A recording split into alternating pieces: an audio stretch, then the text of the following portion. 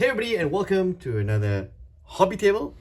I'm going to be doing a lot of these over the next couple of weeks. So this is the second video for this year, I think. So what we're going to do today is we're going to build the Zerg part of Archon Studios StarCraft 2-player starter, right? This is the Founders Edition. And what we see here are the components you need, right? So there's this is frame 1, frame 2, frame 3, and using these combinations, we can actually make Zergling, Raptors, and Swarmlings, right? So what I'm going to do in this video is I'm going to look at the frames very quick. I'm going to make a few mistakes, for sure. And then I'm going to paint up this force.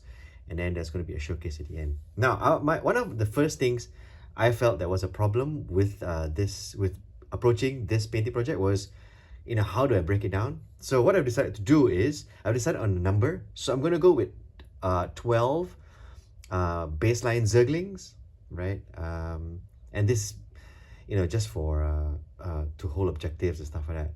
And then 6 Raptor Zerglings, and then 6 Swarmling Zerglings. Now the reason I'm choosing this setup is simply because I want to do demos with these miniatures, and it's nice to see a different variety of miniatures, right? So yeah.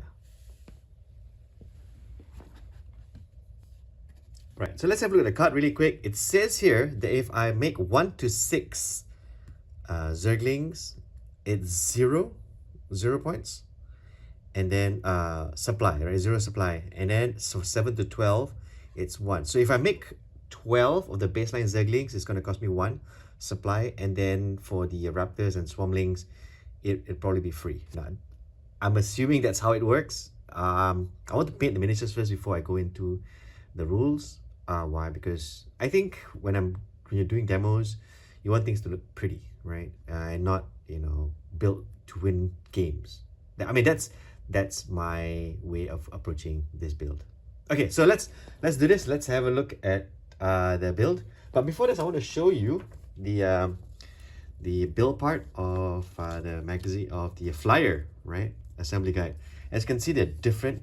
That for every part, there's actually different setups, right? So when you put the Zergling together, for example, the 2 body parts, and then you've got the how is it, the bottom part of the jaw, and then the claws, right? And these are the different ways you can set them up, right? And each of the different setups, as you can see, they help you with the guide. I think it's also kind of great that it's quite good that they didn't exactly do this with words and just use like icons. So that's definitely a good step forward. So let's look at the frame really quick, and let's start with frame number 1. You get 4 of these frames. So let's look at them really quick. I think Archon Studios is slowly mastering the art or the skill of putting together very nice looking frames and utilizing the frame really nicely. All of the torsos of the body parts, right, are done in such a way that chances of you making a slight error is not really there. All the right parts are on one side, the left parts on the other, right? And this I would assume is mostly for the baseline Zergs, right? But as you can look at the sculpts over here, we can see it. Nice and crisp. Which basically means when you're painting these, right, whatever method they choose to use, the printing process will probably be much cheaper, much easier. So frame number 1. Then we look at frame number 2, and frame number 2 would be the Raptors. So you've got the other part. As you can see here, it's a combination of this is the left part of the body. Let's have a look very quickly. Where was it again? If you look at the assembly part of the Zergs, right? This part, which is over here, as you can see, right, assembles to the main body of the Zerg, right, to give you the Raptor. And 1, 2, 3, 4, 1, 2, 3, 4, 5, 6. So you got 6. Yeah, so I think I was right. So you got six raptors here to build. So I think I'm on the right track here. Yeah. Okay, so the wings and it's translucent, which is very, very nice. I'm gonna be very, very careful when I assemble this. It's a slight shame that I'm gonna have to paint through these. I mean, I was tempted for a bit to just leave them, you know, translucent, but I think I'll just paint these and then maybe I'll leave the fins as unpainted. This, I will see how I feel about it, because I think if the fins are unpainted, it will look quite nice. So this is frame number 2. Then we have frame number 3. And these ones have these bits over here. I think this is the base, and this I think is for the swarms, if I'm not mistaken. All of these, of course, I'm gonna have to like go inside the lore and have a look and see what they are and how they're built. But I wanna point out that on the frames you've got these little notches over here, right? It's got numbers, and these numbers correspond to, let me back out the assembly thing over here.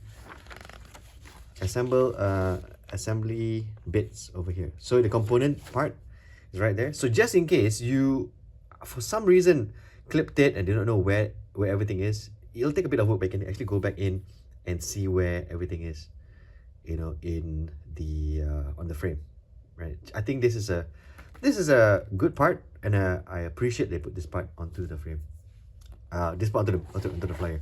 So that's pretty much the 3 frames. There's not much to say about it. It's Zergs. So the idea right now, compile them and then put them together. But I want to go with the color though. There's been a lot of I've been looking at a lot of folks painting, because we only just got this starters, and folks have been painting this for months now, and not to be influenced. I'm gonna go with what I feel like going, and basically as close as possible try to go with the lore, which may be boring looking, but I was thinking about the colors, and I think if I were to use the lore, it could make things a little bit easier in terms of painting. So what I will be doing, hopefully, is the whole Zerg part of the army is going to be orangey brown. So what I might do is I might base them with brown, and then I'll highlight them with an orange, right? And then for the underskin or the fleshy parts, like let me see if I can find like these bits down here. So the carapace bits, right, are going to be brown. Then for the underskin bits, I'm going to go with some purple, moving up to maybe either a light blue or a light blue with a purple wash. I think I might go with that. It feels a bit more organic. And then the claws will be any one of the bone colors, you know, either skeleton bone, or, you know, if I feel like I want to add a little bit more whites and maybe some washes. And as for the eyes, I'm not good at painting eyes. I used to be, but as I get older, my hands just shake when I try to get it. But I'll try my best to get the eyes done. And if I was going to do the eyes, I will probably go for green yellow kind of eyes. We'll see whether I pull it off. Now, if in the final paint job you don't see the eyes, then you know I've just given up hope on painting eyes ever again. So that's pretty much it. Let's see what happens. I will clock in how much time it took me to paint 12 baseline Zergs, 6 Raptors, and 6 Swarmlings, and then I'll get back to you, or you'll see the end product at the end of this video. Alright, so these are the colors I used for the Zergs. If you'd like, you can pause the video and have a look at the whole list. So with these colors, I managed to complete 24 miniatures in about 40 hours paint time. I kept a timer just to see how long I would personally take to do this. The 40 hours was done over a few days as I watched the World Cup round of 16. Now, here are a few suggestions that I used to complete the project. When looking through the build sheet, I almost made the biggest error of clipping them all at once. Just remember that there are 6 poses for the Zergs and they are labeled A to F. So if you were excited and clipped everything without checking, still don't worry, each piece is casted with the alphabet label on the miniature piece and the parts fit perfectly. I painted the torso and arms separately. I only glued the arms after the basic colors were put on and finished them with a wash.